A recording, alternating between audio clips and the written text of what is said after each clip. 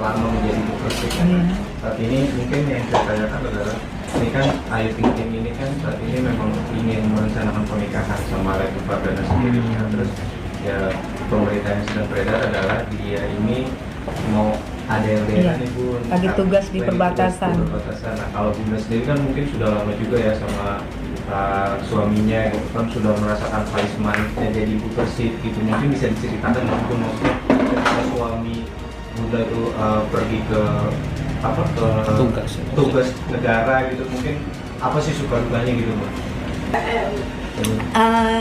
Resiko sih kalau mau ini saya bukan nakut-nakuti ya, saya curhat karena banyak nanti netizen bilang oh jangan nakut-nakuti. Enggak, saya nggak pernah. Saya jujur, saya senang Ayu bergabung untuk menjadi keluarga besar kami.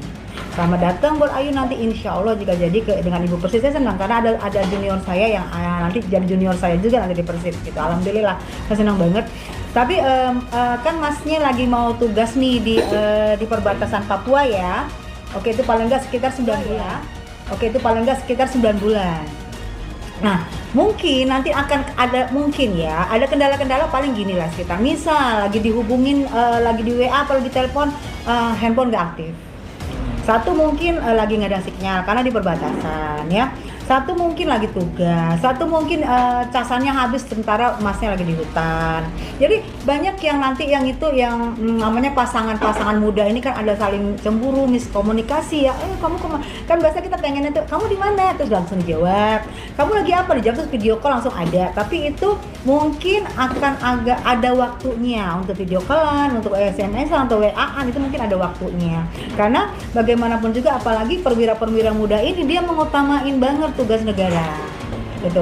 Perwira-perwira semua lah akan mengutamain tugas negara. Jadi jangan heran kalau saya sebagai istri adalah nomor 2, negara nomor 1. Kenapa saya bilang gitu? Kan saya bilang saya mau liburan aja sudah di jalan, sudah booking hotel udah semua, tiba-tiba suami saya ditelepon dari kantor, ada darurat. Suami saya meninggalin, kasih saya nyetir, dia tinggal langsung pergi. Semua terbengkalai nggak jadi. Itu adalah, kita jangan heran, berarti kita nggak di nomor 1 kan. Bukan kita nomor 1 kan, kita ada cewek atau ada apa, enggak. Karena kepentingan negara di atas kepentingan kita gitu. Jadi ya kalau untuk pasangan muda sih aku rasa yang lagi benar-benar lagi sayang-sayangan sih aku beritahu semoga lebih paham. Karena dulu aku waktu baru married nggak paham. Sampai aku pikir aku dicerai apa gimana nih, ditinggal gitu aja. Berapa lama aku mencari-cari suamiku kepastiannya di mana. Nggak ada yang tahu. Telepon dinas pun mereka nggak beritahu. Karena ini adalah suatu tugas rahasia yang dia harus kalau istrinya diberitahu, bisa aja istrinya ngomong ke mamanya, "Ma, suamiku mau pergi ke sini, Ma. Jangan bilang-bilang ya, Ma. Nanti mama gue ngomong lagi ke temennya, gila lu anak gue, menantu gue pergi, anak gue nangis." Jadi kan gak rahasia. Mau ngubur siapa orang udah kabur duluan karena tahu itu yang dijaga kerahasiaan. Jadi buat nanti calon-calon ibu persib yang lainnya, saya bukan di sini tidak ada kapasitas saya untuk nakut-nakutin. Di sini saya hanya bercerita tentang yang saya alamin. Tapi mungkin sebagian besar juga begitu yang dialami sama ibu persib lainnya. Mungkin jadi salah satu konsekuensi juga sebagai ibu persib. Maksudnya kan kalau Kak Tessa sendiri kan tadi bilang katanya suaminya pernah bertugas tapi nggak ngomong. Iya. Mungkin bisa dikatakan seperti itu. Iya, itu konsekuensi kita sebagai ibu persib. Memang kita harus paham bahwa memang gue nomor 2, negara nomor 1. Itu yang dipahamin. Tapi kadang-kadang kan saya bilang kalau kita pasangan muda ini kan kita lagi bucin-bucinnya, kita nggak mau tahu. Jangankan negara, ada misalnya di nomor 1 kan keluarga aja atau mama aja mungkin agak ngambek kan. Itu loh bro aku.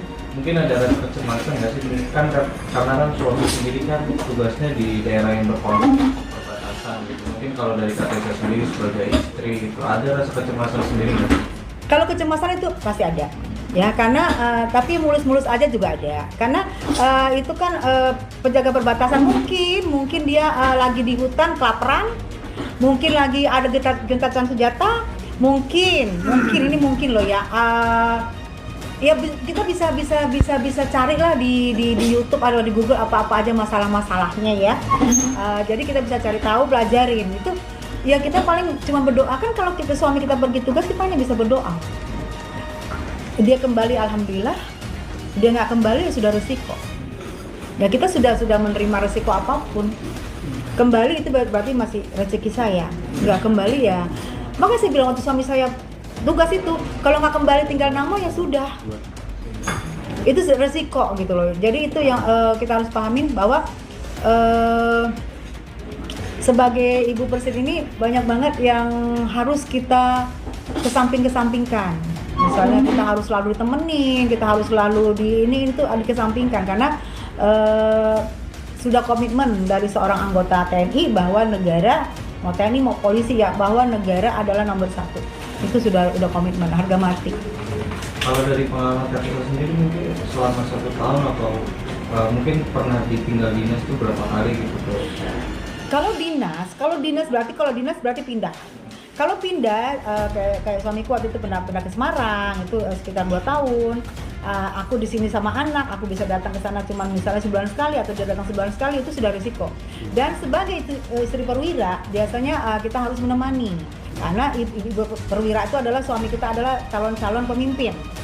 Istri harus mendampingi ya sebanyak-banyaknya karena ada tiket, ada segala macam. Kalau kita nggak mendampingi nanti kadang-kadang misalnya suami kita ada atasannya lagi kan pasti nanti kadang-kadang suka tanya, suami istri kamu mana kalau banyak kegiatan kita tidak datang atau ada kegiatan tiket atau apapun kita misalnya sebulan 5 kali tiket paling nggak kita datang 3 atau 3 kali lah minimal 2 kali bisa lah alasan apa tapi paling nggak harus datang karena kita calon ibu pemimpin gitu loh, kita harus berhadapan karena kita harus dampingi suami kita karena kesuksesan seorang suami adalah hasil dari sebenarnya dorongan istrinya juga. Jadi begitu suami dan apalagi muda kan, suami itu harus dampingin. Jadi dia ada masalah apapun nanti di kantor dia akan ada teman curhatnya. Ada masalah apa tapi kalau kita nggak dampingin biasanya kasihan. Saya lihat suami yang nggak kayak yang kurang didampingin sama istrinya, itu biasanya karir suaminya agak kurang mencer gitu. Ini biasanya ya, gitu. Jadi saya bicara kebiasaan. Jadi menurut saya Ayu lebih paham karena mungkin pasti dia punya saudara atau punya siapapun. Coba cari tahu dengan ibu persit lainnya, coba cari tahu lah. Jadi ini kan cuma dari saya aja belum tentu benar kan sebenarnya. Tapi itu pengalaman buat saya. Apa sih yang membuat Ayu itu menerima seorang Kartika sendiri? Apakah dia memang membutuhkan sosok yang selalu ada atau seperti apa? Karena kan jadi kalau bisa dibilang menerima seorang itu kan dia banyak konsekuensi gitu maksudnya. Mas kalau sudah cinta apapun ditebas mas. Kalau soal uang masa kecil ya, apalagi kita sudah ada deposito segala macam ya itu sudah. Nah pertama kali cinta masalah hati ya, masalah hati apapun akan dilakukan. Sebenarnya ini masalah hati juga ini.